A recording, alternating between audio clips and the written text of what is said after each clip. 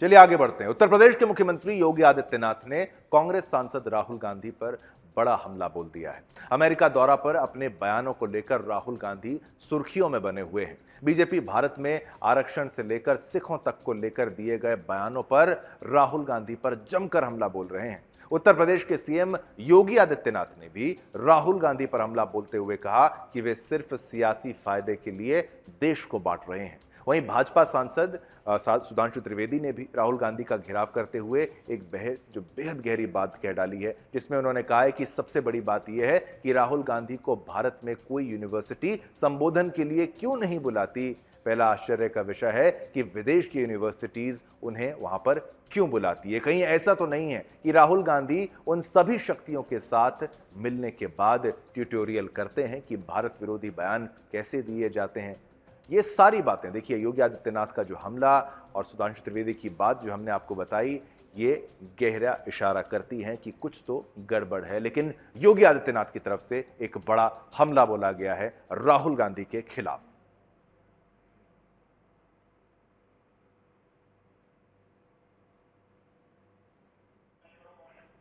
तो चलिए ठीक है, ये कमेंट उनकी तरफ से जो आया था राहुल गांधी के खिलाफ, उसके बारे में हमने आपको बताया। और ये लीजिए, योगी आदित्यनाथ की तरफ से भी जो बात कही गई वो भी हम आपको बता रहे हैं।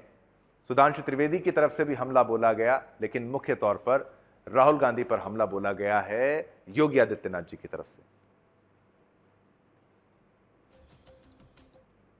बार-बार जो स्टेटमेंट दे रहे हैं, देखिए, इसमें सबसे बड़ी बात यह है कि राहुल गांधी को भारत में कोई यूनिवर्सिटी बुलाती नहीं। आप कहेंगे चलिए बीजेपी की सरकार है, तो 2004 से 14 के बीच में कितनी यूनिवर्सिटीज में गए थे? जहां आपकी सरकारें वहां क्यों नहीं बुलाती? तो पहला आश्चर्य का विषय यह है कि विदेश की यूनिवर्सिटीज उनको क्यों बुलाती हैं? कौन बुलाता है, फिर कौन मिलवाता है, और फिर कौन उनसे बुलवाता है? मुझे लगता है कि कहीं ऐसा तो नहीं है कि वो उन सारी शक्तियों के साथ मिलने के बाद, उनसे ट्यूटोरियल लेने के बाद रिहर्सल करते हैं कि भारत विरोधी बयान कैसे दिए जाएं। और मैं ये बात थोड़ी गंभीरता से भी कहना चाहूंगा कि राहुल गांधी जी भारत के इतिहास के पहले नेता प्रतिपक्ष बन गए जिन्होंने किसी घोषित भारत विरोधी सांसद से मुलाकात की है। वो भारत के इतिहास के पहले नेता प्रतिपक्ष बन गए जिन्हें भारत सरकार की तरफ से घोषित आतंकवादी पन्नू, गुरुपतवंत सिंह पन्नू ने उनकी तारीफ की है। वो भारत के इतिहास के पहले नेता प्रतिपक्ष हैं जिनका पाकिस्तान ने अपने डोजियर में कश्मीर को लेकर उनके नाम का उल्लेख पाकिस्तान ने अपने पक्ष में किया है। तो मुझे लगता है पाकिस्तान से लेकर पन्नू तक जो शाबाशी पा चुके हैं, ऐसे राहुल गांधी जी की असली फितरत। आज में सामाजिक न्याय के नाम पर सामाजिक वैमनस्यता पैदा करके देश के दुश्मनों को प्रोत्साहित करने वाले लोग एक गरीबी की दंश को क्या झेल पाएंगे, क्या समझ पाएंगे? इन लोगों ने, जिन्होंने शोषण किया हो, जिन्होंने अराजकता फैलाई हो, जिन्होंने कभी गरीबी नहीं देखी हो, उन लोगों से उम्मीद करना कि वे बीओसी बोर्ड से जुड़े हुए रजिस्टर्ड श्रमिक या इन निराश्रित बच्चों जिन्होंने कोविड कालखंड में अपने माता पिता या अभिभावक को खोया है, उन लोगों की पीड़ा को ये लोग कहां समझ पाएंगे? इन लोगों के पास उसे समझने के लिए न समय न फुर्सत है, क्योंकि इनके अपने एजेंडे बांटना, अपने राजनीतिक स्वार्थ के लिए समाज को बांटना ही इनका एकमात्र एजेंडा है, एकमात्र ध्येय है।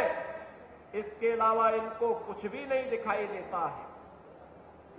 समाज को बांटना, अराजकता की भट्टी में झोंकना, और ये चाहते हैं कि एक गरीब गरीबी से मुक्त न होने पाए, एक गरीब अभाव से मुक्त न होने पाए, एक गरीब अशिक्षा से मुक्त न होने पाए, क्योंकि अगर हो जाएगा तो इनके बंटवारे की, सामाजिक वैमनस्यता की राजनीति पूरी तरह समाप्त हो जाएगी। इसलिए एन केन प्रकारेण ये लोग समाज को विभाजन के कगार।